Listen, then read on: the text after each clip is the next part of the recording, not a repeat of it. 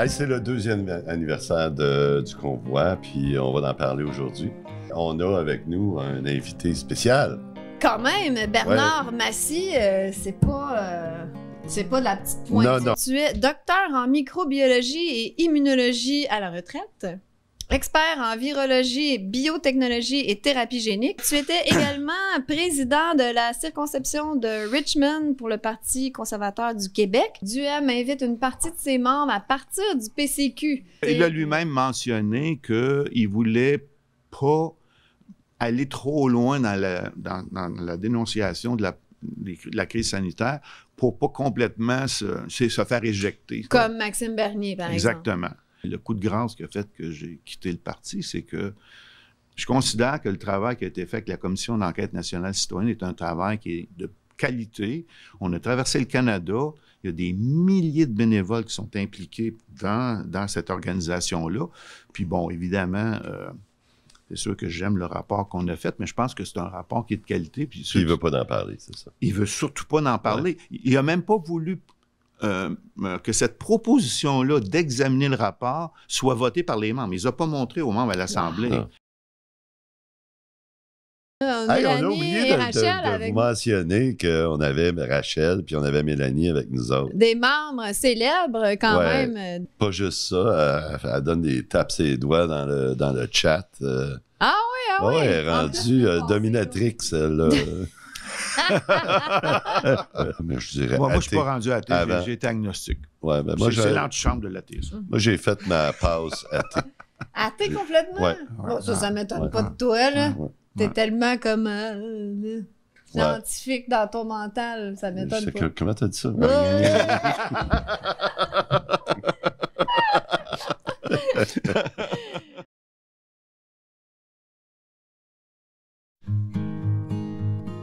Rien ne justifie aujourd'hui qu'on sorte pour la première fois de l'histoire du Canada cette loi adoptée pour faire face à une véritable menace à notre sécurité nationale, une loi qui contient des conditions claires pour sa mise en force qui n'ont jamais été respectées par le gouvernement actuel. Le gouvernement et le Sénat du Canada n'ont pas à adopter contre eux des lois et des méthodes dignes de certaines dictatures. Justin Trudeau avait choisi de rester dans son chalet. Et pire, il a même jeté à distance de l'huile sur le feu par ses propos provocateurs à l'endroit des manifestants en les traitant de rouspéteux. Le leadership que doit avoir un véritable homme d'État ne fait pas partie de l'ADN de Justin Trudeau. Demandons-nous quelle crédibilité faut-il lui accorder aujourd'hui lorsqu'il vient nous dire qu'il doit absolument avoir recours à cette loi pour répondre à l'urgence de la situation.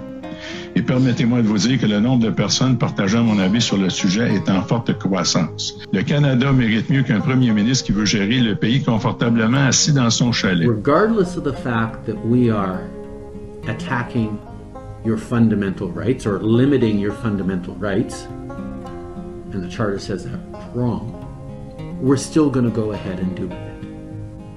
It's basically a loophole that allows a majority to override fundamental rights of a minority. Ben voilà, écoute. Il avait l'air des dangereux terroristes, des manifestants au convoi. Absolument. Hey, c'est le 2e anniversaire du convoi, puis on va en parler aujourd'hui. Mais on a avec nous un invité spécial. Quand même, Bernard Massy, c'est pas de la petite pointe. Non. Alors, bienvenue, Bernard. Merci. Bienvenue. Je vais faire une petite présentation pour ceux qui ne te connaissent pas, s'il y en a. Donc, tu es docteur en microbiologie et immunologie à la retraite, expert en virologie, biotechnologie et thérapie génique. C'est comme toi, ça. C'est ça que j'allais dire. Au début de l'émission, on était en train de parler de virus, puis moi, j'ostinais Bernard.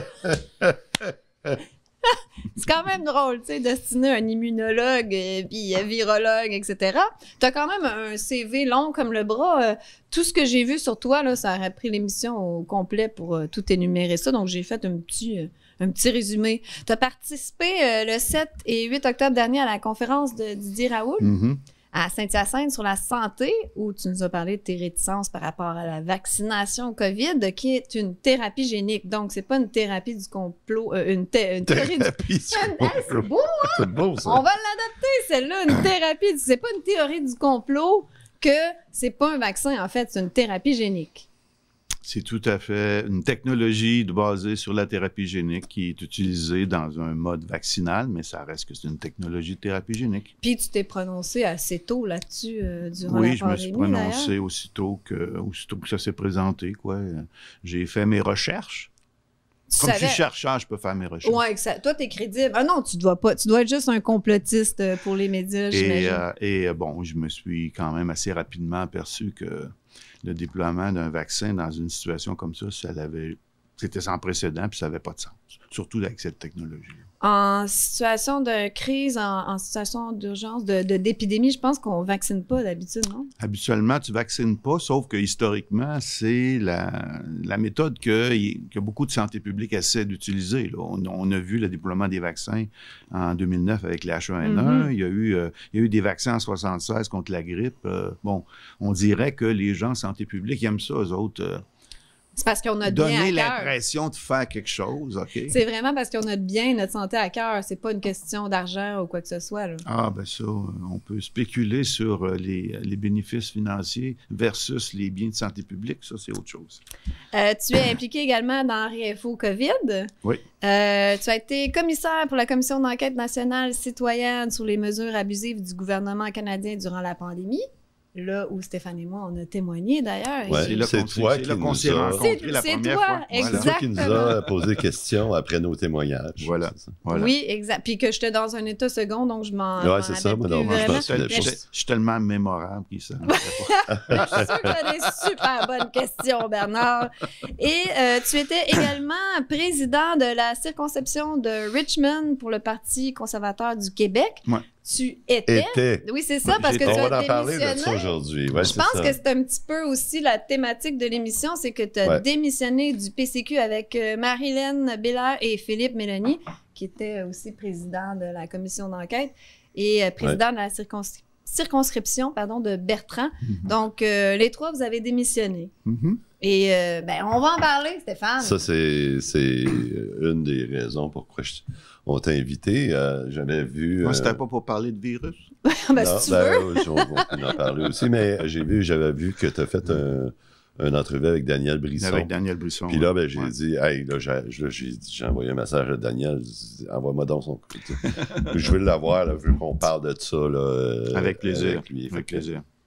Si tu veux, on peut débattre sur les virus, là, mais bon, je connais ça pas mal plus que toi. Fait que merci à Daniel Brisson de Oui, merci à Daniel. C'est grâce à lui que tu es ici aujourd'hui. Fait que voilà. On le salue. On le salue, absolument. Puis on l'avait reçu à l'émission, c'était Celle-là, je l'avais vue. Oui, OK, t'écoutes en toute franchise des fois. Oui, ça m'arrive, oui.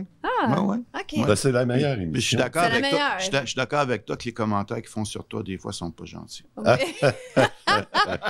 Donc, tu trouves pas que des fois, je suis pas gentille? Je trouve que les commentaires sont pas gentils. Okay. Ah, les commentaires dans les... Et évidemment, sur tu la trouves vidéo. que je suis toujours parfaite en tout temps et que j'ai J'ai toujours pas dit qu'elle était raison. parfaite. Surtout quand je dis, moi, que je crois pas que les virus existent, là, tu dois être absolument d'accord avec J'ai moi. pas dit que j'étais parfaite, mais j'aime pas les commentaires pas gentils. Non, moi non plus. Bon, ben, let's go. Hey, puis c'est ça, on a eu un bel intro avec notre très grand ami Justin Trudeau qui, on va en parler aujourd'hui en plus. Ouais. Il y a eu un jugement qui a été fait cette semaine qui il donne une grosse tape ses doigts. Et on attend toujours sa démission, d'ailleurs. On attend toujours ça. On va en parler tantôt. OK. Parce que ce qui est arrivé, là, c'est complètement débile. Là. On a une grosse affaire comme ça, qu'un premier ministre et tout son entourage fait quelque chose d'illégal, puis que, pouf, il n'y a rien là, personne ne s'offusque. Les médias sont tous d'accord, sont tous en désaccord avec le jugement, on va en parler tantôt. Oui, comme Richard Martineau. Ouais, c'est ça. C'est ça. Fait que on vit dans un monde complètement à l'envers. Hein, puis c'est ça. Puis on va parler de beaucoup de politique aujourd'hui. Je pense que c'est ce côté-là. Toi, tu étais en politique justement pour essayer de faire changer ces choses-là Ouais. en tant qu'expert, parce que tu es un expert en immunologie, En tout. microbiologie. Et, T'es rentré dans le justement- PCQ au début de la pandémie, toi? En fait, j'avais déjà fait de la politique dans ma jeunesse, un peu de bénévolat, un référendum de 80. Ah oui. En 76, j'avais fait du bénévolat pour Pierre-Marc Johnson. Bon. Et j'ai eu la chance d'être à Paul-Sauvé le soir de la victoire. Donc ça, c'était quelque chose d'assez De René Lévesque. euphorique. Ouais, c'était euphorique. Et après ça, je m'étais réimpliqué en 95 pour le référendum pour la souveraineté en 95. Puis après, bon, je me suis un peu détaché de la politique. J'ai fait Sais-tu, autre chose. Moi, je pense que ces temps-là vont revenir bientôt. Les temps où on va tous vouloir s'impliquer. Parce que je pense qu'il y a tellement à refaire, il faut que le système s'effondre. Mhm. Puis là, il faut tout le refaire. Fait que là, il faut que ça crée un engouement dans la population là, pour le débat, pour se réinventer. Je pense que... c'est Mon ça qu'il y avait implication eu, en hein. politique a coïncidé justement avec la crise sanitaire, puis j'ai fait mes recherches, je me suis documenté, puis là, après, je cherchais à communiquer. Bon, j'ai communiqué au début à mon entourage, à ma famille. Bon, je n'étais même pas sur les réseaux sociaux, j'envoyais des courriels. Bon. Puis là, je me suis rendu compte qu'à un moment donné, ça pouvait intéresser d'autres mondes. Je cherchais des plateformes. Bon, j'ai fini par embarquer avec Réinfo COVID. Je suis aussi sur un regroupement canadien qui s'appelle le Canadian COVID Care Alliance, qui fait un même genre de démarche, mais au niveau national, au niveau canadien. Et quand j'ai vu que le parti d'Éric Duhaime était le seul au Québec qui dénonçait les excès des mesures, de la mesure sanitaire, puis me remettant en question beaucoup de ce que le gouvernement voulait faire, moi, je me suis dit, ça vaut peut-être la peine d'aller explorer là, si je peux me trouver une plateforme où je peux essayer de déjà communiquer avec d'autres personnes. Puis éventuellement, j'aspirais être candidat, puis je me suis dit, si j'ai un poste comme candidat, j'aurai un minimum au moins d'exposition dans les médias, parce que le problème des gens qui contestent la crise sanitaire, c'est qu'on est pris d'une chambre à écho, puis on a bien de la difficulté à diffuser. Ouais. Alors, je me suis dit, si je vais comme candidat, peut-être que là, j'aurai une plateforme pour faire ça, mais ça contrariait les plans du PCQ qui ne voulaient pas qu'on parle de la pandémie durant la campagne électorale. Voilà, et c'est ça. Puis là, ça m'arrive, j'ai une première slide qu'on va regarder. C'est spécial, ça, que le PCQ ne voulait pas qu'on parle de la pandémie. Ça explique un petit peu Éric Duhaime durant le débat des chefs, qu'on espérait tous qu'il talonne beaucoup plus Legault avec ça, puis on a été déçus. Il ne voulait pas. On va le mettre à l'écran. C'est notre première slide, si on peut la mettre à l'écran. Voilà. Donc, dans le devoir, ça dit « Duhaime invite une partie de ses membres à partir du PCQ. Le moment est venu de quitter pour ceux qui voudraient qu'on ne parle que de pandémie, prévient le chef conservateur. » Donc, je comprends que tu as écouté ton chef, finalement. C'est l'antithèse de faire de la politique. Tu veux que le monde vienne dans ton parti, puis là, ils disent « sacrez votre camp ».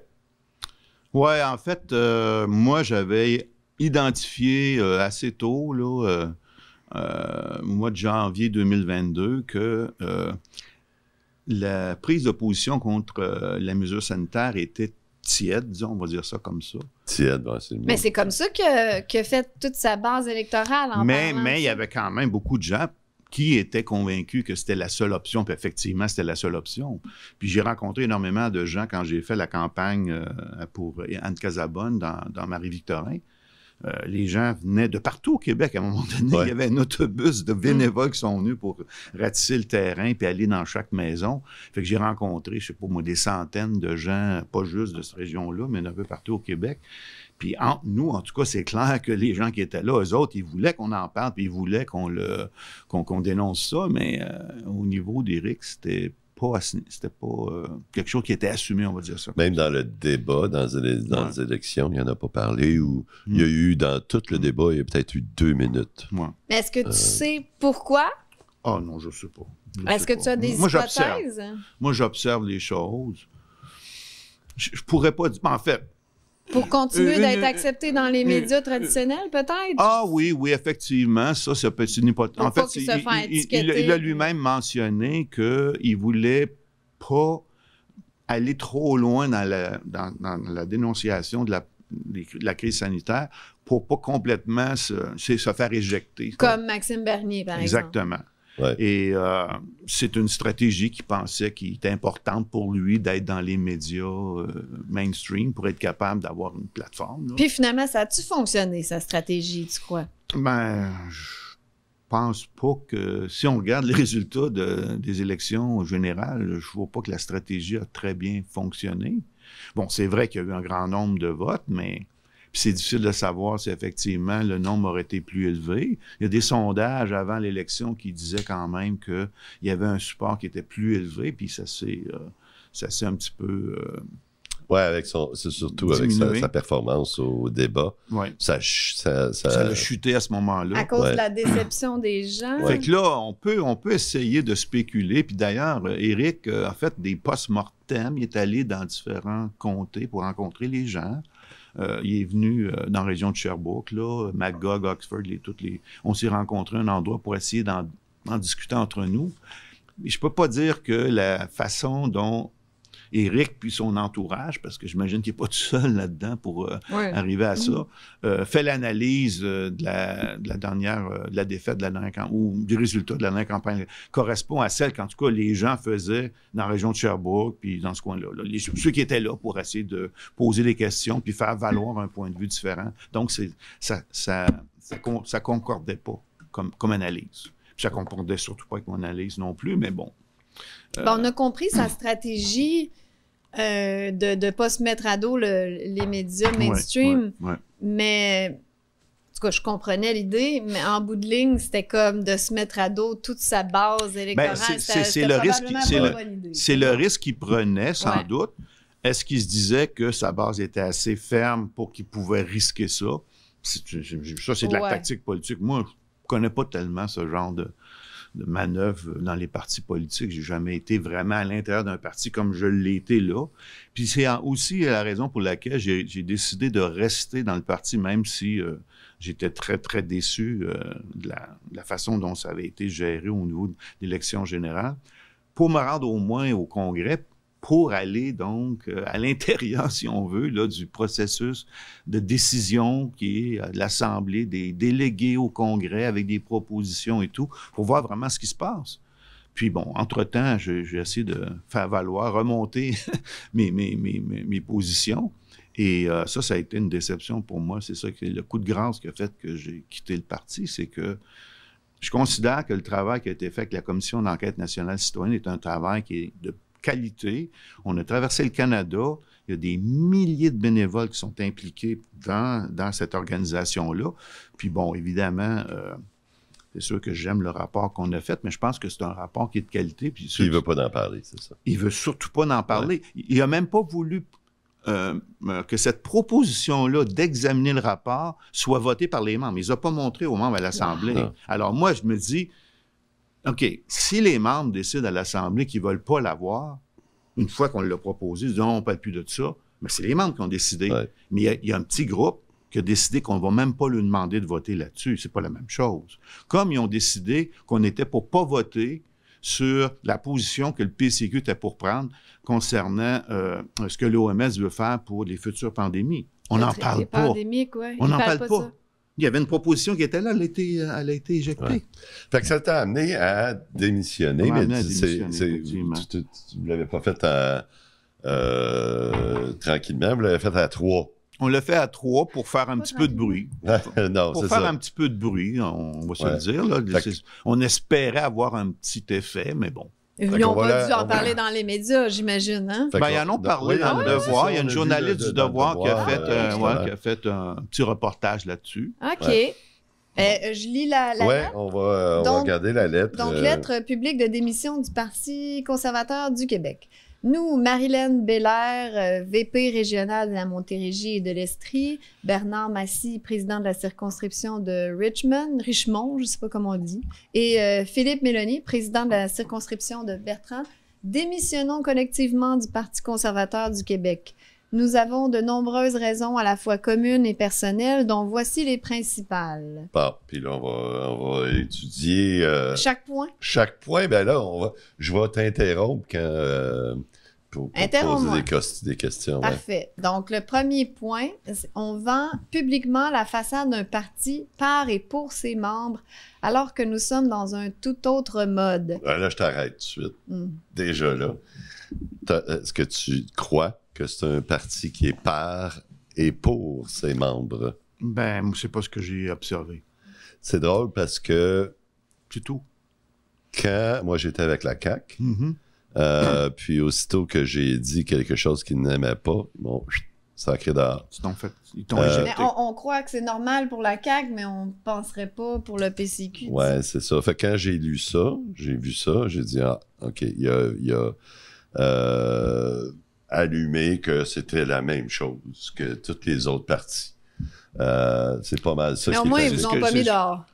Non, ils ont pas mis dehors.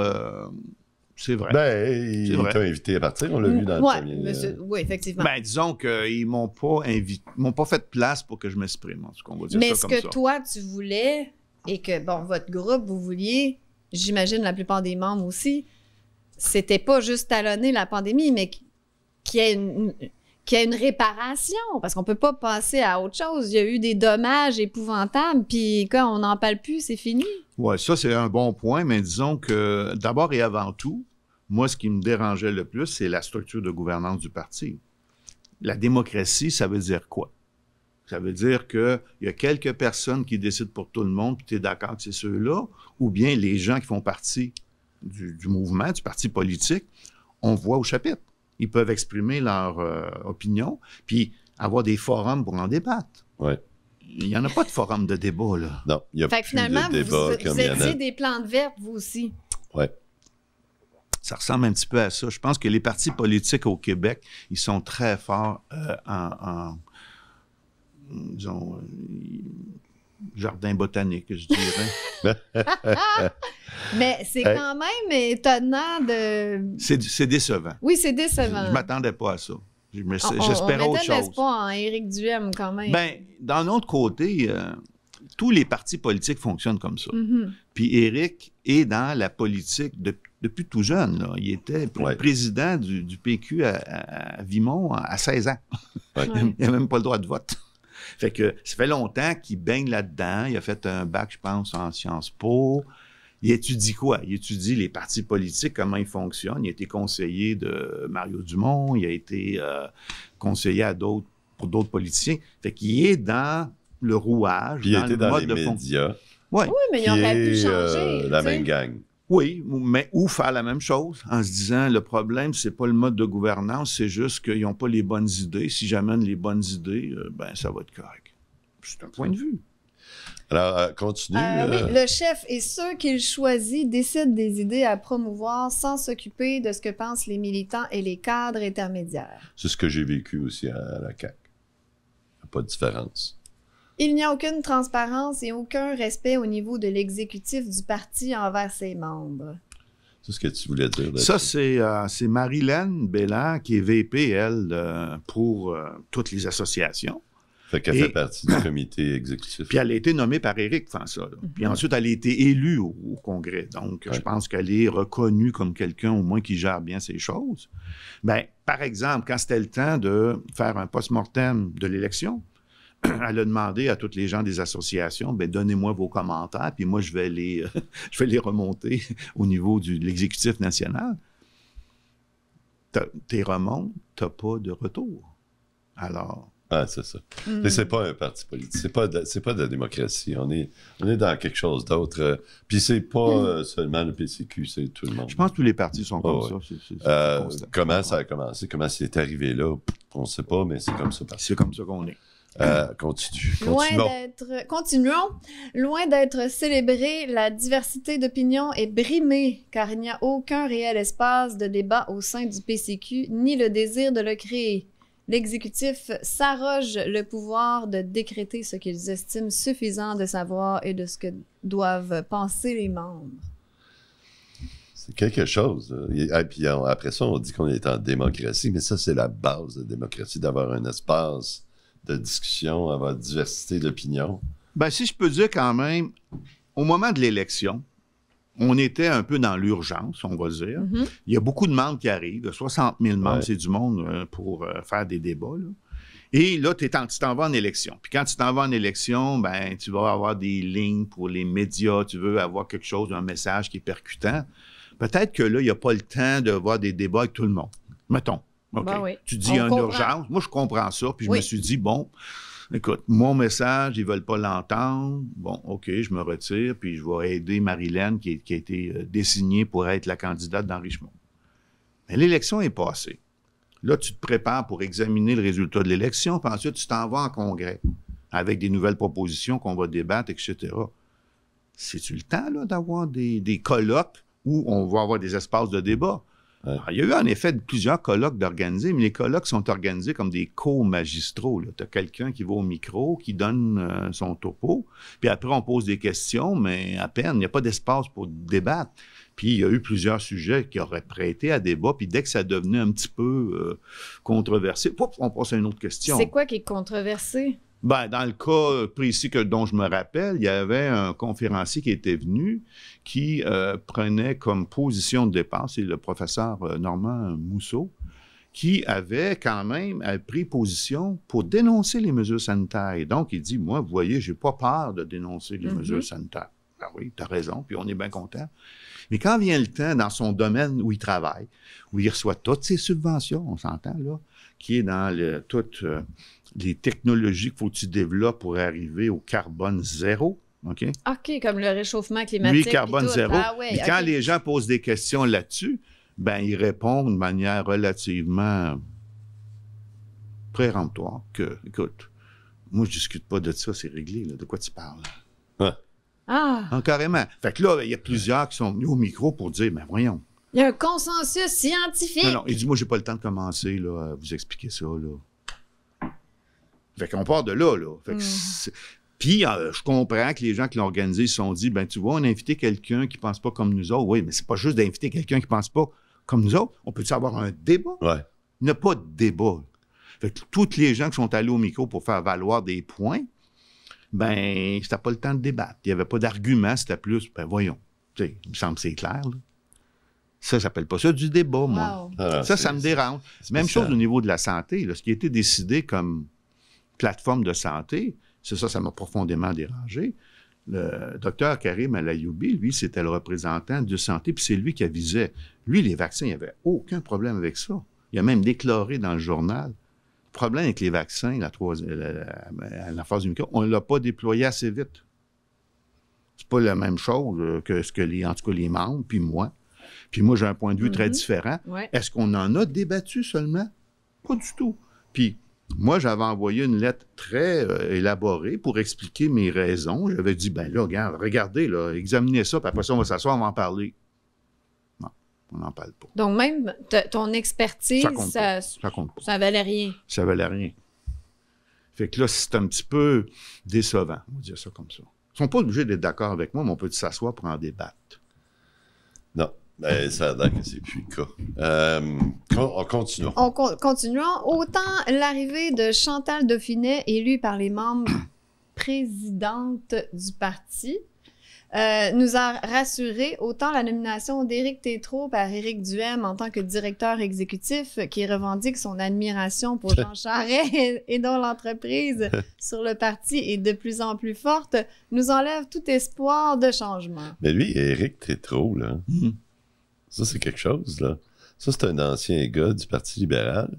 Puis, il voulait être député à un moment donné.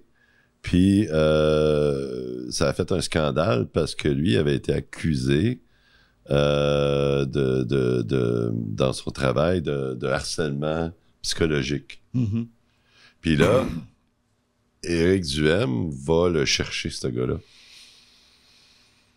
Moi, je le connaissais absolument pas. J'ai eu quelques interactions avec lui. Le Parti libéral, il n'en voulait pas. Puis là, Éric Duhem va le chercher. J'aime pas sa façon d'interagir. Moi, c'est sûr que j'ai été gestionnaire d'un gros centre de recherche. J'aurais pas toléré qu'un de mes directeurs se comporte comme ça. Ah, parce qu'il s'est comporté comme ça dans le parti? Ben, il y en a des gens qui ont subi de l'intimidation. Fait que, Ah bon, ben... c'est une manière d'interagir que moi, je considère qui n'est pas acceptable. OK. Oh, quand même, OK. C'est quelque chose quand même. Puis d'être en admiration vers Jean Charest, ben... C'est pas mon modèle politique, Jean Charest. C'est tout. Mais t'arrives pas d'un parti pour aller vanter Jean Charest. Non, mais Surtout dans le Parti il n'était pas conservateur. là pour vanter Jean Charest. Il dit, oui, j'ai travaillé dans ce parti-là, mais moi, j'ai les mêmes valeurs, qui sont des valeurs libérales, entre guillemets, qui rejoignent une grande partie des valeurs que le PCQ veut promouvoir. J'ai pas de problème avec ça. Moi, Ouais. je veux dire, je l'écoute, là. Sauf qu'après, quand tu déploies ta manière de diriger, c'est un directeur exécutif, ben, moi, je m'attendrais que quelqu'un dans cette position-là a des façons de gérer le personnel qui est respectueux. Puis c'est pas ce que j'ai vu.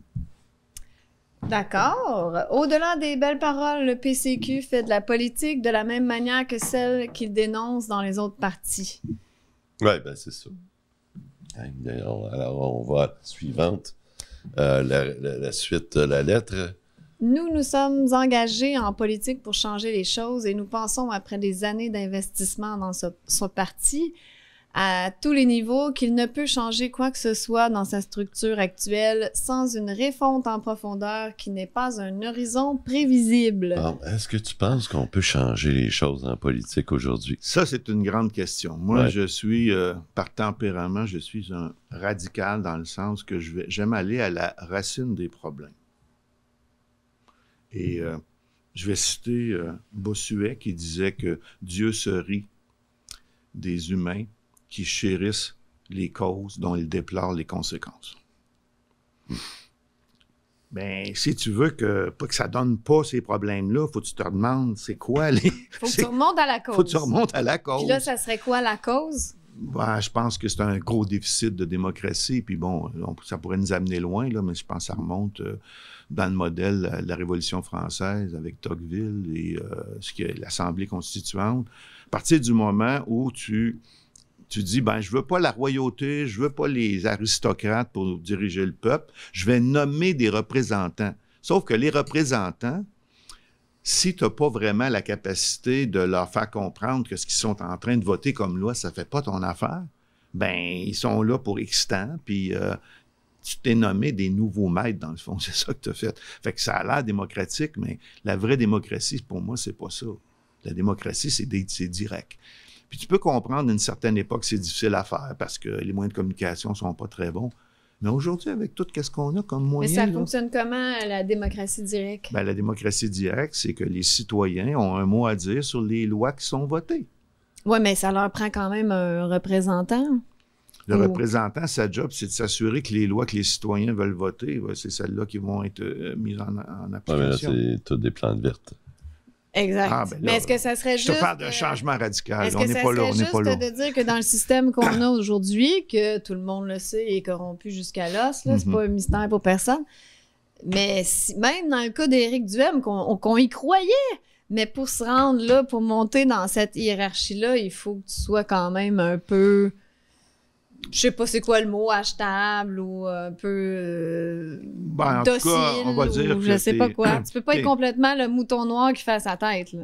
Il faut que tu sois flexible, en tout cas. Ça, c'est Ouais, certain. c'est ça, malléable. Malléable, Tu sais, on voilà, veut pas voilà. dire une mauvaise Malléable. intention de Duhem, là, Bon, mais... non, mais c'est sûr que n'importe qui s'en va en politique, puis que c'est sa carrière, c'est sa vie, la politique. Tu sais, il y a beaucoup de politiciens, puis je ne vais pas en nommer en particulier. Mais c'est leur ambition, c'est ça. Mais ils n'ont pas fait d'autres choses dans la vie, là. Mhm. Ouais. Tu sais, qu'ils sont partis de contestataires étudiants à politiciens, là. Qu'est-ce qu'ils ont fait d'autre dans la vie à part contester? On parle pas du tout de Gabriel Nadeau. Non, mais on peut nommer lui, mais OK. moi, naïvement, Ben, Éric Duhem, c'en est un. Oui, mais il y a plein d'autres capacités, lui, Éric il est Duhem. Là. parti, Il n'est pas obligé oui, d'être oui. politicien. tu sais. non, mais je pense pas que pour gouverner la cité, pour prendre un terme athénien, Ouais. que tu peux t'improviser là si tu n'as pas montré déjà que tu es capable de gouverner tes affaires. Si tu n'as Ouais. rien fait d'autre avant, je m'excuse, là, brasser des idées puis faire des carrés rouges, des casseroles, OK, c'est le fun, ça fait du buzz, là, mais après Mais- ça, concrètement, tu fais quoi, là? Tu vas essayer de déployer les idées que tu as apprises dans ton cours de Sciences Po ou en faisant des lectures, mais entre les idées puis l'application dans la vraie vie, là, il y a quand même un gros écart, OK? Puis ce qu'on a vu, entre autres, dans la pandémie, puis avec les camionneurs, c'est que les camionneurs, c'est du monde qui sont dans le réel. Là. Ils ont des vraies affaires à faire. Puis les autres qui sont à distance, qui sont dans les bureaux, qui regardent des écrans avec des PowerPoint puis des tableaux Excel, c'est pas la vraie vie. Ça, c'est une représentation abstraite de la réalité. Ils sont pas sur le terrain. Ils sont pas sur le terrain. Ouais. Puis comme Didier Raoult mentionnait récemment, je pense qu'on est probablement la même chose ici au Québec. Depuis le début de la révolution industrielle, on est passé d'à peu près 30 % de gens dans l'administration, dans le tertiaire, à 80 % Les gens dans le tertiaire... Des pousseux de crayon! Des gens dans le... ou de clavier. Bon. Des pousseux de clavier puis de crayon, 80 % il peut bien avoir une pénurie de main-d'œuvre. Fait que t'as combien? 20-25 % des gens qui font les choses, qui produisent, puis les autres, ils les administrent, ils les encadrent, ils les réglementent, ils les taxent, bon. Ils sont contrôlés. Finalement, ils ont un fonds de pension, ils ont toutes des bonnes conditions. C'est sûr que ça, c'est un problème parce que je pense que quand tu es loin du terrain, il te manque bien de l'information, il te manque de l'expérience de vie que les gens n'ont pas, à moins d'avoir vécu. Tu sais, quelqu'un qui a parti sa business, qui a parti plusieurs entreprises, puis il n'a pas nécessairement réussi parce que partir une entreprise, c'est pas facile. Il peut faire une faillite, 2 faillites, 3 faillites, puis à un moment donné, pouf, il y a une bonne chose, puis là, il bâtit son truc, puis c'est concret ce qu'il offre comme service. Là. Ça peut être des services, ça peut être des trucs qu'il va bâtir. Il n'y a pas la même connaissance de la réalité puis de la vie de tous les jours que quelqu'un qui fait simplement... Ben moi, c'est sûr qu'en recherche, je n'étais pas connecté nécessairement sur le travail de tous les jours, mais je faisais de la science expérimentale. Tu sais, j'étais confronté au système biologique. Tu créais des virus. Oui, entre autres. J'en ai fait beaucoup, des centaines. T'étais sur le terrain. Et tu es confronté à la nature. Tes grandes idées extraordinaires, là, 95-98 % du temps, ça ne marche pas. Tu essaies ton expérience, ça ne marche pas. Parce que la nature, elle est comme elle est, puis toi, si tu penses qu'elle est de même, c'est pas de même, mais ça ne marchera pas. Mm-hmm. Mais ça, tu l'apprends au fur et à mesure, puis je regarde un chercheur qui commence, qui est tout naïf, puis là, qui a toutes les affaires, puis il avait des bonnes notes, fait qu'il était bon, là, tu sais, il va arriver là, puis il va te faire des découvertes. Ça marche pas comme ça. Ça marche pas comme ça. Mais là, qu'est-ce qu'on fait? Qu'est-ce qu'on fait? Il n'y a plus de démocratie, il n'y a pas de démocratie. Puis, pas juste ça, c'est que tu parles de démocratie citoyenne, là, ou de tout ça. Mais on a vu que la plupart des gens sont vulnérables à la propagande. Oui. Fait que si, mettons, on faisait mettons, que tous les gens allaient voter, puis c'est eux autres qui allaient voter les lois, est-ce qu'on ne risque pas de se retrouver exactement au même endroit parce que il va y avoir la propagande qui va venir d'en haut, puis ils vont essayer de diriger. C'est certain qu'il y a des gens qui... Bon, on vit dans nos sociétés occidentales, le pouvoir politique est contrôlé par les marchands puis les financiers. Ouais. Bon, okay. Puis ils utilisent toutes sortes de façons. Une des façons de contrôler, c'est quand tu possèdes tous les médias mainstream, ben, tu es capable de dire aux journalistes, ça, tu parles de ça, tu parles pas de ça. Puis quand tu parles de ça, c'est ça que tu vas dire. Puis t'invites pas à Puis là, les gens vont dire, non, il n'y a personne qui va me dire quoi faire. Mais tu essaieras de dire quelque chose qui déplaît ton boss, voir combien de temps que tu vas rester dans le système. Puis les gens qui sont moindrement fins, ils voient que la ligne est mince, là, puis qu'ils ne peuvent pas aller plus loin. D'ailleurs, on voit actuellement avec Stéphane Bureau, qui est pour moi un journaliste hors pair, vraiment extraordinaire. Tant et tout longtemps qu'il était dans le système, il se gardait sur le bord de la ligne. Mais depuis qu'ils l'ont remercié, on peut dire ça, mais je leur dis merci.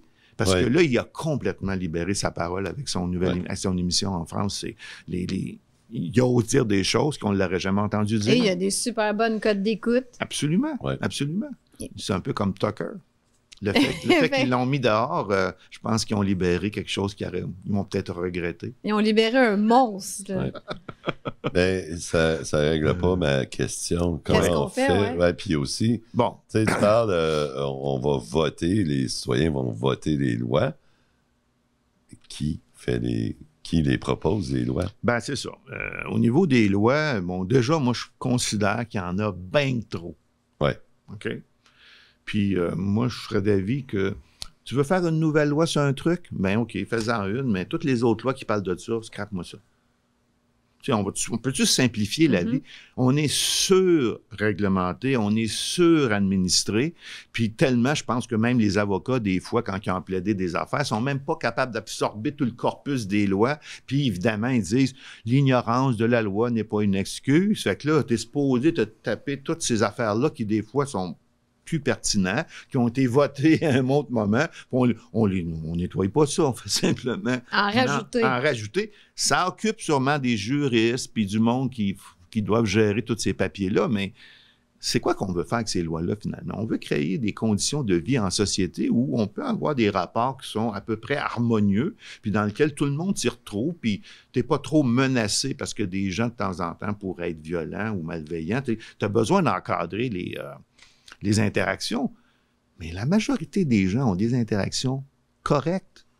Les gens, ils sont... Bienveillants. Oui, la majorité des gens. Je suis d'accord. L'encadrement, c'est pour les gens qui existent dans toutes les sociétés qui sont malveillants. Ben oui, c'est ça. Fait que, pourquoi on veut restreindre la liberté ou la capacité des gens normaux, en fait, bienveillants, de faire ce qu'ils vont faire pour justement, j'appelle ça gérer par l'exception. Parce qu'une couple de bandits, il faut mettre des affaires.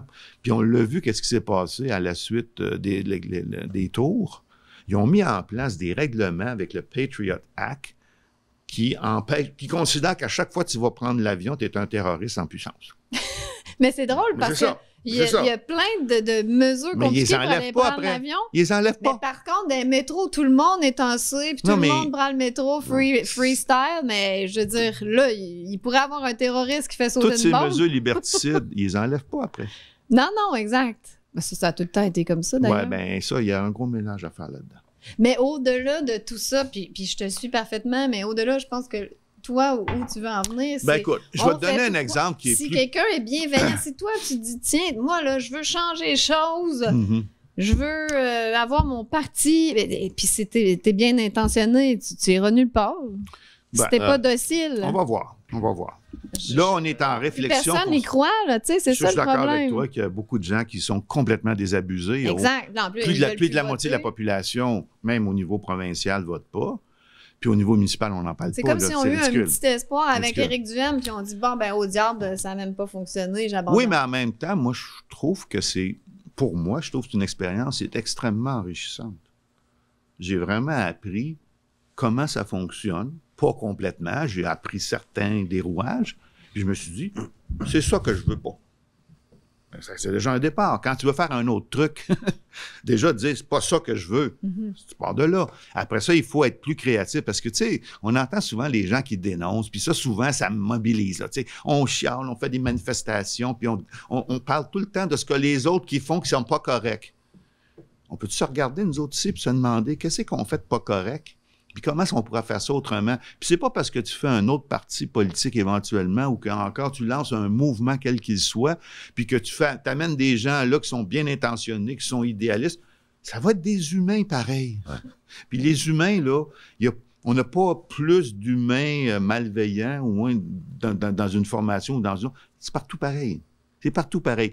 D'ailleurs, tous ces mouvements-là, un petit peu résistants, ils finissent toujours un petit peu par se coltailler, puis se déchirer, puis... Ben, c'est des humains. Bon, on le voit aussi dans le mouvement de résistance. Là. Il y a plein du monde qui s'aime pas, puis là, ça chicane un bord puis de l'autre. Parce que les relations humaines, c'est compliqué. Même si c'est un idéal, des fois, qui va peut-être tenir sur une cause, ben à un certain moment donné, ça finit par partir dans différentes directions, à moins peut-être de créer un agora où tu vas essayer de ramener régulièrement les gens avec des débats, des conflits que tu vas résoudre. Parce que le plus gros problème dans la société, puis moi je l'ai expérimenté avec les compagnies de biotech avec lesquelles je travaillais ou dans mon organisation, ça devient très compliqué puis ça devient toxique lorsqu'on n'ose pas, on n'a pas le courage d'avoir les conversations où on sait que l'autre personne, elle ne sera pas contente, puis elle n'est pas d'accord, puis si on n'en parle pas, on fait que c'est beau. Tout va bien, là, tout va bien. Surtout au Québec, on est comme ça. Hein? Ouais. Oui, mais il y a beaucoup de cultures qui sont comme ça aussi. Mais je pense que ce n'est pas la bonne façon de le faire. Il faut apprendre à gérer les conflits. Mais tu sais, Mettons que vous avez votre réflexion, là, puis vous dites, je pense que la solution, là, ça va être de créer un nouveau parti politique. Comment est-ce que c'est même possible aujourd'hui de faire ça? J'en ai aucune idée. Non, mais c'est parce que je dis ça parce que il n'y a pas un média qui va vous accorder du temps d'antenne. Mm-hmm. Pas un média. Puis au contraire, même ce qui va arriver, c'est que si vous parlez contre quelque chose, vous parlez de la pandémie, ben là, vous allez vous faire démoniser comme il démonise Maxime Bernier. Mm-hmm. Right? Parce que lui, il en parle beaucoup. Mm-hmm. Fait qu'il y aurait ça. Puis je comprends peut-être ce que Éric Duhaime veut faire, c'est de ne pas se retrouver dans la situation. Il ne voulait pas se retrouver dans une situation inconfortable comme ça. Puis c'est qui aime ça, se faire insulter constamment ou se faire démoniser? Non, personne. Ouais. Personne. Je comprends parfaitement ça. Sauf que si en faisant ça, tu t'auto-censures, ils ont gagné. Et puis, tu n'as pas été chercher plus d'électeurs dans la population, je ne sais pas comment dire, ordinaire. Moi, je pense que je dirais des citoyens qui sont désabusés parce qu'ils ne croient pas que ça peut changer. Mais moi, à mon âge, j'ai quand même vécu la montée de René Lévesque. OK? Puis René Lévesque, c'est un personnage exceptionnel. Mais c'était quoi son approche, lui, pour faire avancer son agenda politique? C'était la pédagogie. OK? Ouais. Réécouter les émissions de Point de mire, il ne traitait pas le petit peuple comme des gens qui ne peuvent pas comprendre des affaires compliquées. Mm-hmm.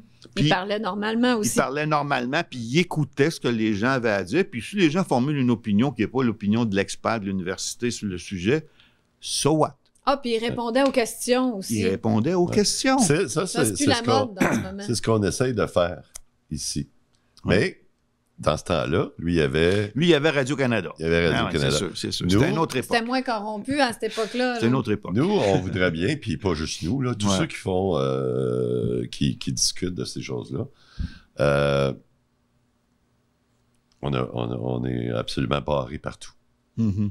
Et ils Fait ne que- viennent pas ici non plus. Tu sais, Éric n'a pas voulu venir ici. Non. Ben peut-être qu'il va venir, Éric. Moi, j'aimerais ça. Il est toujours invité, mais... J'aimerais ça l'interviewer pour voir son côté. Faire valoir Puis son point de vue. Parce Ben que oui. qu'est-ce qu'on fait? Parce que là, on semble on est dans un cul-de-sac. Parce que si tu veux créer quelque chose d'autre, un nouveau parti ou peut-être même pas nécessairement un nouveau parti, mais une discussion large, ben, tu te fais bloquer. Moi, je vois ça autrement. Parce que j'ai quand même parti des trucs d'envergure durant ma carrière que personne d'autre au début trouvait important. Ça m'a pris du temps avant de rallier des gens, 10-15 ans des fois. Et alors, ça a marché. Pourquoi? Parce que moi, je pense que si tu es convaincu que c'est important de le faire, puis tu finis graduellement par rallier d'autres personnes, ben, si on n'a pas réussi à le faire avant, c'est peut-être qu'on n'a pas été suffisamment créatif dans le sens qu'on n'a pas exploré des avenues, on n'a pas exploré des solutions que tout le monde, toutes les autres pratiquent. En Ouais, mais là, recherche, c'est comme ça qu'on fait ça, là. Ouais, mais là, si tu viens trop populaire, il te coupe. Bon, ça risque C'est pas vrai. Ça risque pas trop de m'arriver, je pense. Non, mais... Ben, t'as quand même fait une conférence avec Didier Raoult. Ah ouais, c'est sûr. Tranquillement. Là. Mais ça n'a pas passé à TV. Là. Mais ils ont Non. démonisé ça dans les médias, par exemple. Justement. Ils ont dit... Oh ouais, mais regarde. Toi, tu dois moi, être un dangereux complotiste. Non, hein? moi, quand j'étais jeune, j'étais très, très petit. Tu sais, à 16 ans, je mesurais 5 pieds. Fait que ça donne une idée. J'ai toujours été le plus petit, OK? Mais j'avais une grande gueule. Donc, est-ce que je me suis fait crier des noms? Est-ce que je me suis fait tentative d'intimidation? Tant que t'en veux. Sauf que j'ai pas un tempérament qui accepte ça. C'est tout. Si tu l'acceptes pas, ben, à un moment donné, les intimidateurs, ils se fatiguent. Là. Surtout quand ils te crient toutes sortes de... Ils t'envoient toutes sortes de boîtes, puis tu te dis, bon, je vais prendre ma douche. Là. Ouais, mais les Ouais, médias, on le contrôle. Là. C'est ça, on peut s'en foutre complètement, mais comment, dans notre petit écosystème, Ben, créer autre chose? C'est comme le je pense système est complètement mais je pense que pourri. tu viens de le dire, créer autre chose.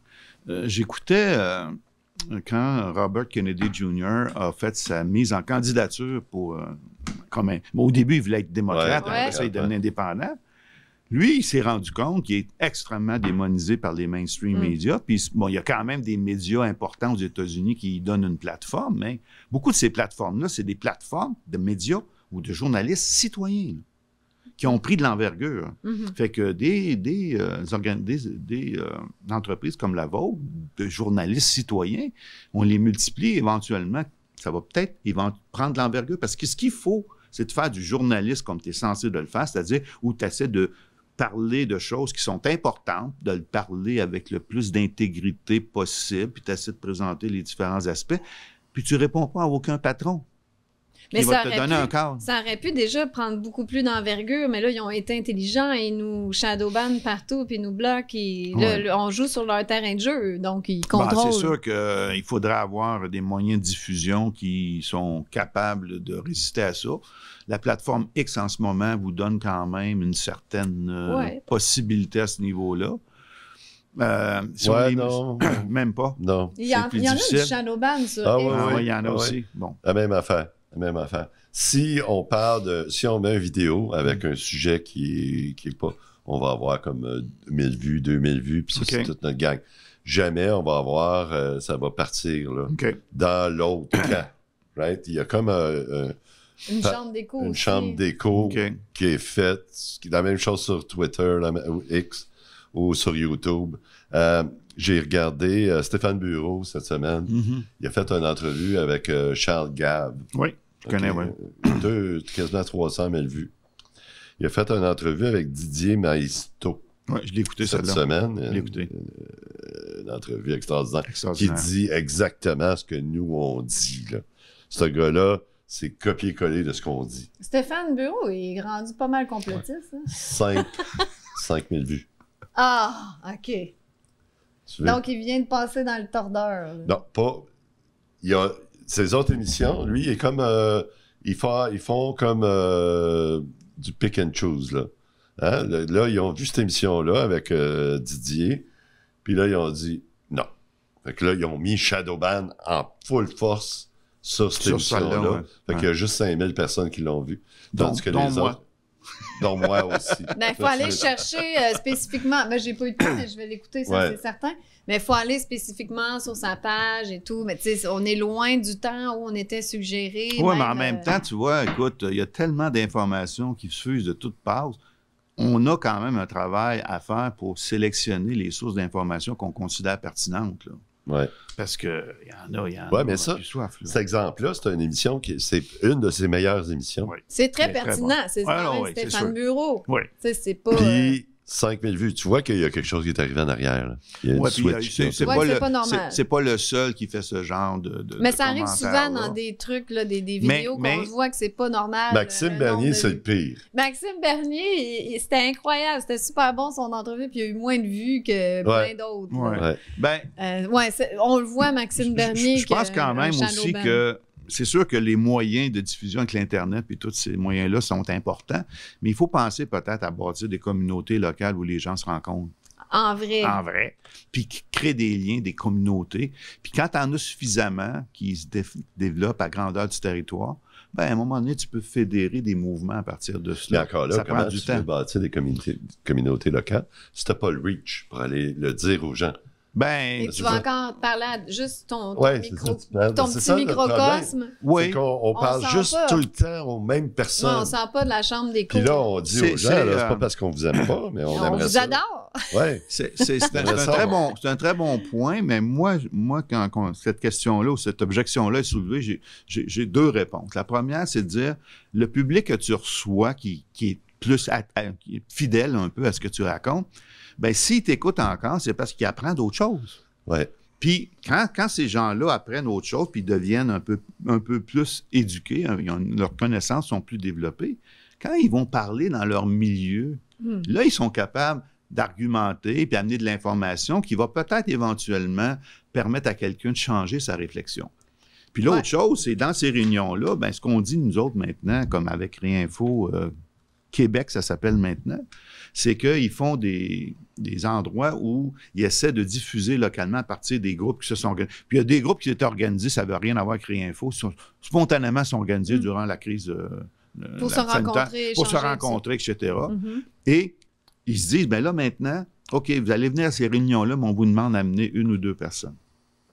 Ça, c'est une bonne Qui idée. peut-être mûrs pour essayer de venir. Puis, ça se fait de plus en plus graduellement. Et on n'a pas besoin d'atteindre tout le monde. Tu as besoin d'atteindre suffisamment de gens pour que les mentalités Comme commencent c'est ça à qu'on n'est pas évoluer. capable de faire. Ouais.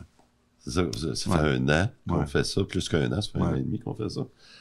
Puis on n'a jamais été capable de sortir. Mhm. Puis c'est pas parce qu'on n'a pas des...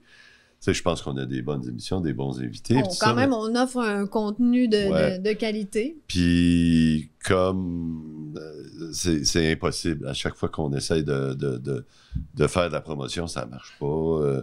Tu sais, peu importe ce qu'on essaye de faire, ce qu'on fait, on est bloqué. Ils nous suggèrent pas. Mais Ça, ça, on le c'est voit pas dans mal les pour chiffres. tout le Mais monde. si dans le vous mouvement. utilisiez, moi je suis pas très bon dans les médias sociaux, mais si vous utilisiez d'autres gens qui ont eux-mêmes le plateforme qui peuvent relayer à partir de C'est parce qu'ils sont plusieurs- pareils. Eux eux autres, autres. sont pareils. sont pareils.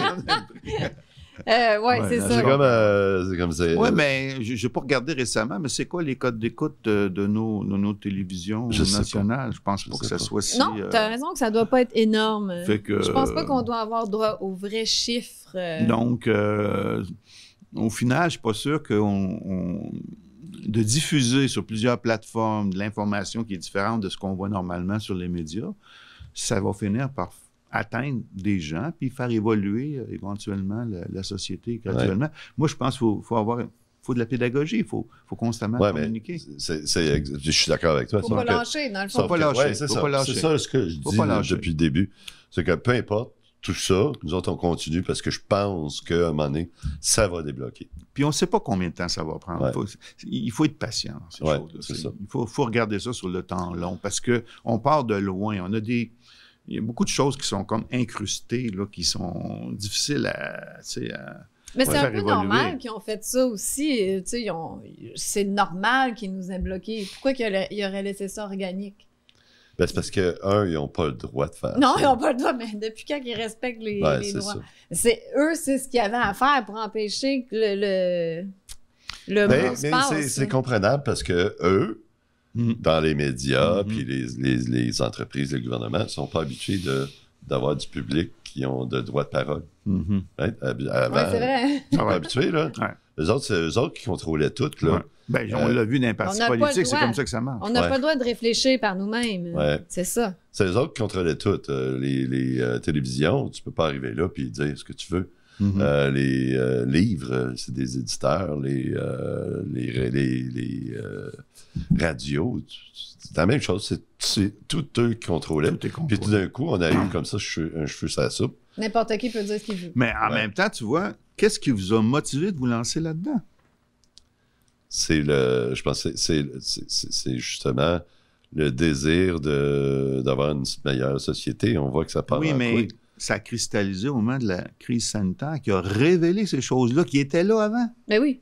Non, mais c'est Et comme qu'est-ce si on qui a l'a vu amené en tout le pleine monde? face. Ben, c'est ça, qu'est-ce qui a amené tout le monde à faire ça, là, comme avec Réinfo, puis tous les autres trucs qui se sont Ouais. tout à coup multipliés sur Ouais. bien des plateformes? C'est la crise sanitaire. Ouais. Fait que moi, je dis merci la crise. Merci. C'est un beau Merci. cadeau Ouais, ouais, évolutif. ouais, ouais. Merci la crise. Hey, on Absolument. va.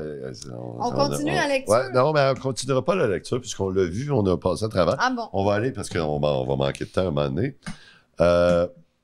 Parlons de ce qui est arrivé cette semaine, le convoi des libertés. Il y a eu un jugement. Mhm. Ça, c'est ton tweet à Ça, ce c'est mon sujet. tweet que j'ai fait à ce sujet-là. Wow, un juge de la Cour fédérale conclut que la décision de proclamer les mesures d'urgence était déraisonnable. Puis gardez ce mot-là en tête, déraisonnable. En plus, On va certains ont dire pourquoi il a dit déraisonnable. Oui, parce que c'est illégal, en fait. C'est pas déraisonnable. Ben, en étant déraisonnable, ça devient illégal. On va voir pourquoi Ah tantôt. bon? Peut-être que la justice est pas encore tout à fait morte. Ouais, parce que là, il y a eu des initiatives de justice qui ont été déboutées, Ouais. puis tout ça. Puis là, C'était tout d'un coup, décourageant, ouais.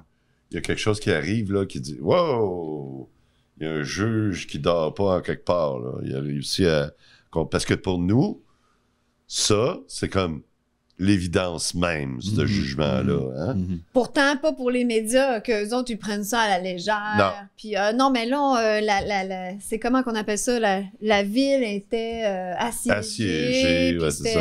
Bon, c'était dangereux. Pour eux, c'était comme le etc.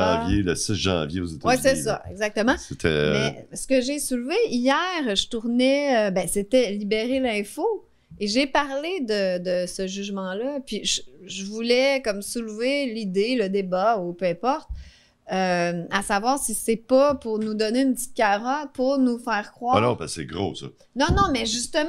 C'est une grosse carotte. Une mais c'est un gros grosse carotte. Mais attends, Stéphane, c'est que le Forum économique mondial, le thème cette année, c'est de regagner la confiance. Ben oui. dans les institutions. Et Ben là, oui. soudainement, mon Dieu, on a une nouvelle qui nous redonne confiance en nos institutions. On est content. On les petits moutons, on est content puis on célèbre. Mais il va rien se passer. Là. T'as raison, parce que si tu regardes la réaction des médias, ça a été toute la gang, sans exception. Là.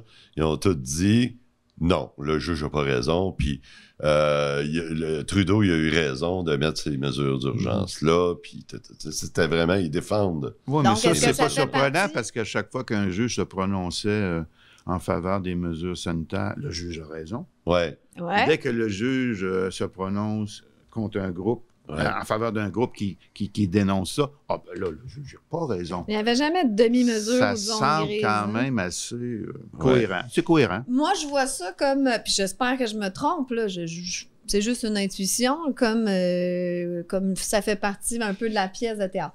Parce que, logiquement, pourquoi Trudeau n'aurait pas démissionné? C'est tellement honteux. Il n'y a rien qui... Ben non, ils vont en appel. Ouais. Ça, en temps normal, dans le temps avant tout ça, ça aurait été le scandale, là, puis tout le monde en parlerait. Ben oui.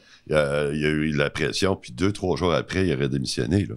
Il y a des gens qui ont C'est été clair. en prison On là, n'est à plus à la cause de même ça. place. Là. Hein? On n'est plus à la même place du On n'est tout, plus, là. non. pas du tout. On est Il y a dans des un gens autre qui ont été monde. en prison, qui ont eu des tickets, qui ont été blessés, leur Ouais. famille a été détruite, et là, ils ont perdu leur job. Ça a créé des drames. Mhm. Ouais. Et puis Mhm. bon, c'est pas plus grave que ça. Fait qu'on regarde la réaction d'Éric Duhaime, le prochain. Donc, il tweet « La Cour fédérale considère que le recours à la loi sur les mesures d'urgence utilisées contre les manifestants du convoi de la liberté était déraisonnable et illégal.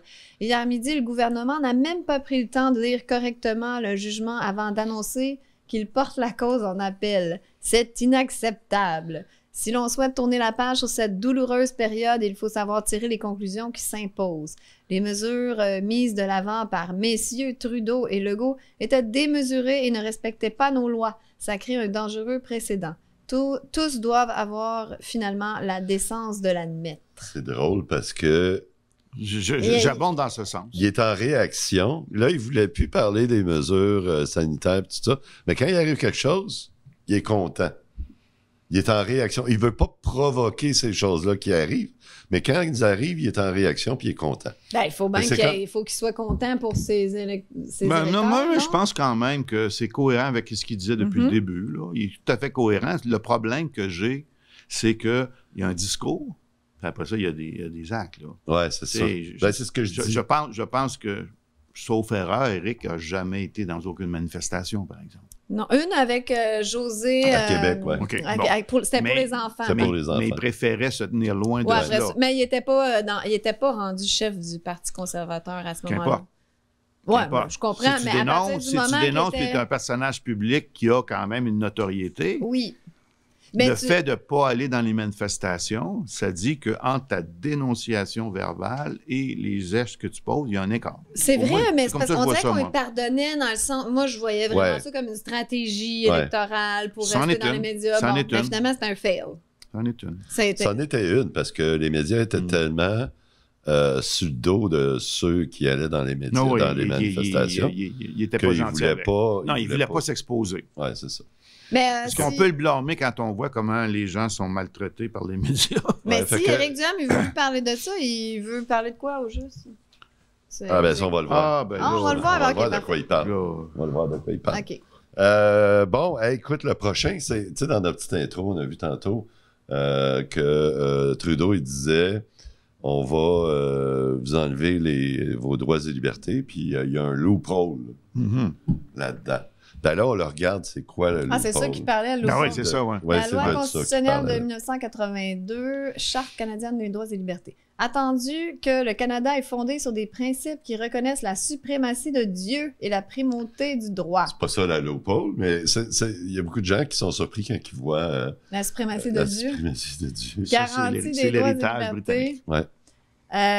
Bon, OK, donc la Charte canadienne des droits et libertés garantit les droits et libertés qui sont énoncés. Ils ne peuvent être restreints que par une règle de droit dans des limites qui soient raisonnables et dont la justification puisse se démontrer dans le cadre d'une société libre et démocratique. Bon, il y a tout un... Ah non, c'est pour ça que c'était déraisonnable. Il est là le mot-clé. Okay, il est là le mot-clé. Tu comprends? Donc, eux autres, là, pour le gouvernement du Québec, la même chose, le gouvernement du Québec, ils ont fait des mesures sanitaires sur cette clause-là. OK, la loi 123 là, de la santé c'est le même publique, concept. c'est basé sur C'était raisonnable. cette exception-là d'être raisonnable. C'est pas la loi qui ont changé à la place de la loi sur les mesures de guerre Oui. Oui. de son papa. Oui. C'est ça que lui avait fait en 70. Ouais. Fait que là, lui... C'est drôle que c'est lui qui l'utilise 52 ans plus tard. Il y a comme un héritage. Il y a un héritage. Un Fait lien. que le conflit avec les camionneurs, ça commence avec ça. Parce que les camionneurs, eux autres, disaient c'est pas raisonnable de nous enlever notre job, de nous enlever la possibilité d'aller ailleurs. De gagner Ben oui. Fait que le gouvernement, ce que les camionneurs disaient, vous êtes illégal. Puis eux autres, ils disaient non, regarde, on a le droit parce que c'est raisonnable. C'est raisonnable, on peut vous empêcher, on peut restreindre vos droits et libertés sur la base de la section 1 de la Charte des droits. Puis là, le juge vient de dire non, c'était pas raisonnable. Fait que là, les camionneurs avaient raison de chialer. Puis les gens qui disent qu'ils sont allés trop loin d'envahir Ottawa, pis ça, attends une minute, c'est qui va trop loin? Un gouvernement qui te restreint, qui piétine la Charte des droits et des libertés pour t'enlever ton travail, enlever puis tu demandes la passe vaccinale pour voyager à l'intérieur du Canada, là, quand même. Là. Ouais, c'est ça. Oui, il ne pouvait pas rentrer au Canada. Non, tu ne peux pas voyager, tu ne peux pas prendre l'autobus, tu ne peux pas prendre l'avion. Oui, en plus. Même maritime, tu ne peux pas. À l'intérieur de ton pays. À l'intérieur de ton pays. Fait que là, ils ont utilisé une autre mesure encore plus dégueulasse, qui est celle des mesures d'urgence. Là, ils peuvent faire ce qu'ils veulent. Carte blanche. Carte blanche. Et c'est là que ça a dégénéré à Ottawa. Avant ça, tout allait bien. Oui, c'est ça. Non, mais ça allait pas bien à Ottawa parce que le peuple a compris que le gouvernement était contre eux autres, faisait quelque chose d'illégal en partant. Puis comment le gouvernement a répondu? En faisant quelque chose d'encore plus illégal. Puis là, le juge vient de le dire. Ouais. Fait que ça, c'est une grande, grande victoire qui aurait dû passer par la démission du premier ministre. Dans un monde normal. Parce qu'il l'a même adressé. Non. On a entendu la Freeland l'adresser, mais pas lui. Non, elle a dit ce qu'elle a dit, si on va en appel. On va en appel. Si je peux me permettre un commentaire, parce que quand Trudeau a, avec son masque, fait cette déclaration-là, qu'il y a des circonstances dans une démocratie où, quand même, c'est pas une minorité qui va tyranniser la majorité. Jusque-là, on peut comprendre le concept. Fait que moi, je poserais la question. Si tu veux appliquer cette philosophie-là, puis je te suis là-dessus, il y a peut-être des fois où c'est pas de bon sens qu'une minorité impose toutes ces affaires. Comme les politiciens font? Ben, j'irais la minorité des gens qui ont des confusions, par exemple, pour le genre, c'est-tu majoritaire ou minoritaire, ça? Voilà. Puis à cause d'une minuscule minorité, tu mets des tampons dans les toilettes pour hommes. Puis que tu fais sauter la barrière des hommes-femmes dans les sports. C'est quoi ça, là? C'est une majorité de gens, ça, ou une minorité, là? Trudeau, il a dit... Ça, c'est du délai. Trudeau, il a dit ça. C'est pas une minorité qui va nous dire quoi faire. Mais la Charte a été créée, justement... Pour protéger les minorités. Pour protéger la tyrannie de la majorité. Mais oui, mais c'est ce qu'on fait aussi quand les gens qui sont ostracisés parce qu'ils sont d'une autre race ou qui ont une orientation sexuelle qui n'est pas acceptée par la majorité. Sont protégés par les protégés. Mais c'est à ça que ça sert. Donc, on regarde, là, c'est quoi l'applique à géométrie variable fondamentale qui ne devrait jamais... c'est simple, hein? C'est pas complexes, c'est pas des articles de loi où tu... Regarde, c'est simple. Les libertés fondamentales. Chacun a les libertés fondamentales 4. suivantes. Bon, la première, liberté de conscience et de religion. C'est bolac. Conscience? Non, non. C'est pour ça que tu peux mettre les pasteurs qui font des cérémonies dans les églises en prison avec les menottes. Ouais, c'est ça. Exactement. Ils ont toutes brisées une après l'autre. Continue. Liberté de pensée, non. De croyance, non. D'opinion, non. D'expression, non. Y compris la liberté de la presse et des autres moyens de communication. Ben oui, d'accord. Liberté de réunion pacifique. Liberté d'association. Ah, non, parce que là, il fallait pas que tu t'associes à un dangereux complotiste, sinon ta carrière était terminée. Ils ont toutes brisé une après l'autre, des fois tout en même temps. Mais c'était bien fait quand même. Ah, c'est merveilleux. Si on l'avait respecté. Pierre Poilievre. Attends, on va pas là-dessus. Alors, tu veux pas que je te dise ça tout de suite? Non. Fait que, ils ont tout brisé. Tout au complet. Puis, on a eu la confirmation cette semaine, puis il n'y a rien qui se passe. Puis tous les médias. Mais non, mais ils attendent le verdict de la Cour suprême. Là, ben, en appel, ça va prendre des mois et des dans mois, un monde normal, tu n'aurais pas besoin. Ils ne pourraient même pas aller en appel. C'est assez ça. Mais comment les avocats du gouvernement vont faire changer la décision? La nouvelle gang décidera s'ils vont en appel ou non. Mais là, démissionne. Suite. Dans le monde que je connaissais avant. Ben oui, c'est embarrassant. Ouais, mais ce monde est révolu. C'est la nouvelle normalité. Oui, la démocratie, c'était terminé. Non, mais c'est vrai que c'est embarrassant pour le gouvernement libéral. Là. Tu ne peux pas avoir plus embarrassant que ça. Mais tu as piétiné tes lois fondamentales. Que ton propre père avait fait. Oui, que son père, en plus, avait fait. C'est eux qui subventionnent les médias, fait que je peux croire qu'ils n'en parlent pas bien, hein? Oui. Puis, puis là, ça nous laisse... C'est les conservateurs à Ottawa. Oui. À Ottawa, puis à Québec. De quoi ils parlent? C'est quoi le combat politique aujourd'hui? Non, ça nous amène à Pierre Poilievre. Qui dit, en mangeant sa pomme, nonchalamment, chute massive de la construction au Québec, tandis que Trudeau verse des milliards aux maires incompétents, marchands et plantes, qui bloquent des chantiers. L'argent fédéral pour les villes sera lié au nombre de maisons et d'appartements bâtis quand je serai PM. Oui, c'est ça. Fait qu'il n'y a pas juste lui, là. Il n'y a pas juste... Puis Trudeau, il est sur la même longueur d'onde, là. Il dit, on ne construit pas assez de maisons, on construit... Mais les deux, Pierre Poilievre puis Trudeau, les deux sont responsables de la situation où on est aujourd'hui. La crise, moi, ça fait depuis... quand la crise en 2004-2005, de la bulle immobilière aux États-Unis. Avant que ça éclate. Là. Avant que ça éclate, moi, je regardais ça, là, les gros yeux, je dis, ils sont malades. Ça va péter, ça va péter, ça va péter. Puis là, ça a pété, comme tu fais en 2007-2008. Mais au Canada, on s'en est bien tiré quand même. Au Canada, ils ont mis 250 milliards dans la CHL pour reflouer toutes les... Fait qu'ils ont remis de l'argent pour pomper cette bulle-là. Puis depuis ce temps, ça, c'était Harper. Right? La gang Harper, Poilievre était là. Ils savent très bien que c'est eux autres qui ont repompé cette bulle immobilière-là. Qu'on savait, en même temps, elle aurait, si elle avait explosé comme ça a fait aux États-Unis, on ne serait pas là aujourd'hui.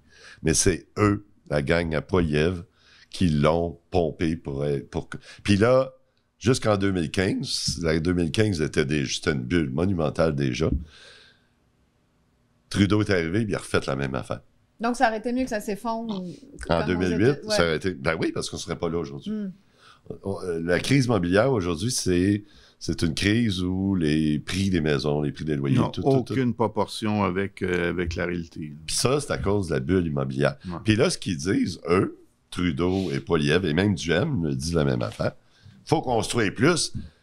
Plante puis l'autre sont incompétents. Je suis d'accord avec eux autres, ils sont incompétents, mais pas à cause qu'ils construisent pas assez. Right? La raison pourquoi ils construisent pas, c'est parce que c'est plus rentable. Les grosses compagnies de construction sont en train de faire faillite une après l'autre parce qu'ils ont trop d'inventaire, parce qu'ils ont les prix, il n'y a plus personne qui a les moyens d'acheter. Ouais. Fait que même si, comme Poilievre, il dit, on va mettre de l'argent pour que tu construises, qui va acheter? C'est ça le problème. Ils construisent pas là parce qu'il y a personne qui peut acheter. Fait que la construction baisse, pas parce qu'ils sont incompétents. On sait qu'ils sont incompétents. Mais c'est pas parce qu'ils sont incompétents. Ouais, c'est compliqué comme ça. Ouais, mais là, de toute façon, c'est comme... C'est sûr que ça va s'effondrer. Ben, c'est en train de s'effondrer. Ça va... Tranquillement ou il va y avoir une chute... Ça peut être brutal des fois. Brutale? Ouais, si tu regardes aux États-Unis en 2007, ça a été brutal à bien des endroits. Mais est-ce que tu penses que, tu sais, il y a une théorie qui circule, puis je trouve valide, qu'ils vont maintenir ça artificiellement jusqu'à temps que Trump soit élu, puis après ça, boum. Peut-être, mais il faut que ça explose, parce que là, c'est insoutenable. Quand tu es rendu dans une situation où tu n'as plus personne qui peut acheter, à part les très, très riches... C'est pire que ça, tu peux même pas louer. Tu peux pas louer non plus. Regarde combien ça coûte pour louer une pièce à Vancouver. Ouais, c'est ridicule. Les gens peuvent pas. Ouais, puis il parle Il y a des gens qui s'achètent des wagonnettes pour vivre dans le wagonnette. Ouais, puis il parle de crise du logement parce qu'ils pensent qu'il n'y a pas assez de logements, mais à Montréal, c'est une des villes où il y a le plus de logements disponibles. Que les gens peuvent pas acheter. Qui peuvent soit pas acheter, pas louer. Oui, non plus. Parce que les prix sont trop élevés. Donc, le problème, c'est pas un problème d'offre. C'est un problème. Mais est-ce que c'est pas anormal s'il y a plus d'offres que les prix soient si élevés? Pourquoi les prix sont si élevés? Parce que Bonne question. C'est à cause de la spéculation qu'il y a eu dans les 15 dernières années. OK. La spéculation. Toute cette gang-là, là, il y en a. Tous les ministres, tous les députés, tous les maires, les conseillers municipaux sont tous impliqués jusqu'à la gorge là, avec l'immobilier. Ils ont tout de l'immobilier. Okay. Ils ont tous des prix. Ils veulent pas que ils la veulent valeur pas baisse. que ça descende parce que les autres vont tout perdre. Vont tout perdre. Fait que là, c'est pour ça que ce monde-là, ils disent non, il faut construire, il faut continuer cette bulle-là. Il faut l'alimenter. Parce que si on le fait pas, on perd tout. Mais es-tu en train de dire qu'il y aura une autre solution pour ramener le prix du logement ou de la des... Oui, de laisser faire. C'est-à-dire? De laisser faire, de laisser s'écrouler. Comme ils ont fait aux États-Unis. OK. Si tu laisses s'écrouler, il y a plein de monde qui vont perdre de l'argent. Ceux qui ont c'est ça le système capitaliste, hein? C'est bust, boom and bust. Puis si tu fais des mauvaises décisions, tu as trop emprunté, c'est ça le capitalisme. Tu veux dire laisser s'écrouler que tu perds parce que tu peux plus payer ton immobilier. Oui, c'est ça. Donc que ça retourne aux banques puis que... Ben, les prix vont descendre. Puis les banques sont pris avec tout ça, puis là, ils mettent ça en vente pas cher. Puis ça puis à un moment donné, il va trouver un fonds. Là. Il va avoir, tu sais, là, il commence à avoir du monde qui ont les moyens d'acheter au prix. Au prix que j'ai rendu. La maison à 10 000 $. Ouais. Puis là, à ce moment-là, les loyers, ben, ils sont obligés de s'ajuster avec le prix des maisons. Mais ça va être tous les riches qui vont acheter tout l'immobilier, dans le fond. Non, parce que les autres vont être perdus. Je sais pas. Oui, mais c'est pour ça qu'ils veulent pas que ça s'écroule. Parce qu'ils sont tous là-dedans. Au Canada, c'est devenu une obsession. L'immobilier, c'est ça, l'économie au Canada. Ouais. C'est pendant les 15-20 dernières années. Sûr. Oui, c'est ça. Ça est devenu comme une religion, l'immobilier au Canada. Puis c'est pour ça qu'ils veulent pas que ça tombe, parce que c'est ça, l'économie au Canada. C'est comme 15 à 20 % de l'économie, c'est l'immobilier. Donc là, tout va s'effondrer. C'est ça. Avec l'immobilier. L'immobilier va s'effondrer, puis là, l'économie va pouvoir repartir sur des bases solides. Ah. Une vraie. Il ne faut pas qu'il y ait un trop grand écart entre la valeur de l'immobilier et ce que les gens peuvent accéder. C'est ça, parce que les gens, le fonds Mais il y a de quand retraite, même un aspect, je pense, dans le coût de la construction ou de l'accès à la propriété que les gouvernements pourraient faciliter. Je veux dire, comme les fameuses taxes de bienvenue puis des affaires comme ça. Non, mais c'est ça qu'ils ont fait. C'est ça qu'ils ont fait depuis les 15 dernières années. Ils ont tellement facilité l'accession à la propriété. Ben, je trouve pas que les taxes de bienvenue, ça facilite l'association. Quand tu as des taux d'intérêt. Avec des taux d'intérêt bas, toi. Ah oui, avec les taux d'intérêt bas. Les taux d'intérêt si bas. Sauf que là, c'est pas. Les prix montaient, mais les loyers, les paiements étaient. Fait que les gens, ils regardent les paiements, ils ne regardent pas le prix. Jusqu'à temps que les taux d'intérêt montent, là, ils se rendent compte, wow, le prix avait de l'importance. Je pourrais plus le payer, moi. Ouais, c'est ça. Non, c'est sûr que c'est un problème, là, mais écoute, moi, je suis pas un expert là-dedans. Toi, t'es riche de toute façon. Ouais. Je suis un rentier. J'ai aucune idée, je rigole. Je suis un rentier. C'est ça. Fait que, mais ça, je dis ça parce que ça, c'est juste un autre des mensonges qui roulent de ce temps-ci. Parce qu'il y en a plein de mensonges qui roulent, là. Mais ça, c'en est un. Dire, il n'y a pas assez de logements, il faut construire. C'est l'accès à des logements abordables qui est le problème. Non, c'est l'effet des 15-20 dernières années où il y a eu de la spéculation incroyable. Puis là, il faut mettre ça sur le dos des immigrants. Là, ils disent c'est les immigrants. Mais c'est parce qu'il y en a plein de logements disponibles à Montréal, là. Oui, mais est-ce que les immigrants qui viennent ici peuvent se les permettre? Ils ne peuvent même pas se permettre, c'est ça, exact. C'est une adéquation, finalement, en ce que tu peux te même permettre. Si tu en rajoutais, là, même si tu construisais comme poignée. Mais l'idée d'en rajouter, est-ce que c'est pas aussi pour faire baisser le coût? Si tu as plus d'offres, tu t'attends normalement que les prix vont baisser. Ben oui, mais c'est parce qu'il n'y a personne qui peut l'acheter. Parce qu'à cause des taux d'intérêt. Même si tu en construis. Il faut déjà exploiter le parc immobilier qui existe en ce moment, que faut les que gens les prix baissent. Donc, ton point, c'est choix. que le Parti conservateur du Canada, il n'y a pas une meilleure offre. Puis là, on se retrouve, Oui, c'est ça. on se retrouve avec... Ils sont tous dans la même Qu'est-ce que tu penses de Maxime Bernier? J'ai pas vraiment suivi tout ce qu'il proposait. Là. Il y a des déclarations qu'il fait de temps en temps avec lesquelles je suis d'accord, mais comme je n'ai pas regardé toute sa plateforme, je pourrais pas me prononcer. Moi, je suis pas très impliqué dans toutes ces histoires-là de politique. Je regarde ça. T'étais juste au Parti conservateur, t'étais pas tant Non, mais ce que je veux dire, c'est que j'ai vécu ça comme une expérience pour comprendre un peu comment ça fonctionnait. Je comprends. J'en sais assez. Ouais. Puis là, Maxime Bernier, je ne sais pas comment son parti fonctionne. Je ne sais pas c'est quoi sa gouvernance. Parce que, tu sais, entre ce que les partis disent pour faire la manchette, puis ce qui se passe dans la réalité, des fois, il y a un gros écart. Puis c'est ça, moi, qui me préoccupe. Parce que à partir du moment où tu vas identifier à l'intérieur d'un parti un petit groupe de gens qui vont décider, c'est comme si les membres du parti élisent des représentants, comme on va faire à l'Assemblée nationale après, là. Puis eux autres, ils collent les shots. Fait que si tu ne changes pas ça fondamentalement, cette manière de gouverner, au niveau de ton parti politique, quand tu vas arriver au pouvoir, ils vont faire la même chose. Ce que je trouve intéressant, par contre, du Parti populaire, c'est que je crois que Maxime laisse son monde libre de dire ce qu'il veut. Ça, je ne sais pas. Tu sais, Daniel Brisson, il n'a pas la langue dans sa poche. Non, c'est vrai que Daniel, il dit pas mal ce qu'il pense. Je pense qu'ils ont le droit de dire ce qu'ils veulent. Il faut arrêter ça. Il faut arrêter ça là maintenant. On poursuit dans la section membres. Oui, on va poursuivre dans la section membres parce qu'on a passé notre temps là. Puis vraiment, merci d'être venu. Merci d'être venu. Bernard. Bernard, c'était une super conversation avec toi. Puis, ça me fait plaisir. Et puis, est-ce que tu peux mettre une petite mise en bouche de quoi on va parler dans la section membres? Ben, on va continuer la conversation. Okay. On va essayer de parler de ton petit voyage aussi. OK. Qu'est-ce qui s'est passé? As-tu de la dirt à nous ramener? Pas vraiment de dirt. Ben, peut-être. Non. Ouais, ben, on en veut. Je peux t'en inventer. On va continuer un peu à parler du Parti conservateur du Québec.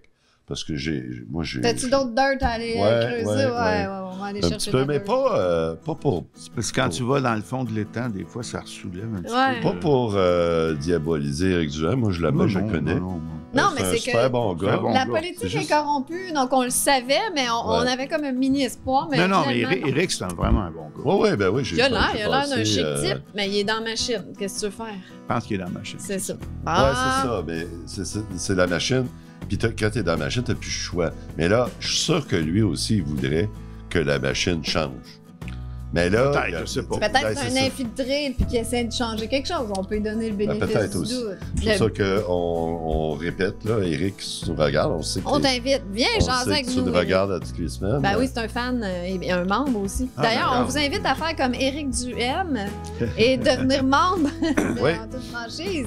Ça coûte seulement 3 $ par mois, ça vaut la peine quand même. Oui, ça vaut la peine. On avoir du contenu exclusif. Puis on fait de la folie souvent, bien plus. Des fois, si vous aimez ça, vous voir nous ostiner. Ça arrive régulièrement dans la section membre. C'est pas arrivé aujourd'hui? Non. C'est spécial. Non, mais c'est parce que je suis rouillée, je suis fatiguée un peu. Ça. Je suis sur le décalage horaire, là, fait que je file pas pour m'ostiner, mais... Ben, qui ça? Peut-être qu'on va faire un débat sur l'existence des virus. Ben, moi, j'ai une grande formation en virologie. Tu voudrais faire ça avec... Alors, venez nous rejoindre dans la section membres, tout le monde. Vous aussi faire des dons si vous voulez nous encourager à encourager notre chaîne. Nous, on fonctionne avec les membres et les dons. On doit payer nos studios ici, alors c'est très apprécié. Merci pour votre aide. Chers Merci amis. beaucoup. Puis on se voit la semaine prochaine. On sait pas c'est qui encore. Je vais me mettre sur les invités. Là. Je viens d'arriver, puis j'ai une longue liste d'invités à contacter. Donc, je me mets là-dessus la semaine prochaine. Hey, merci à tout le monde et soyez là dans la section membres tout de suite. À tout de suite. Bye bye. Merci, Bernard. Merci. Ça me fait plaisir.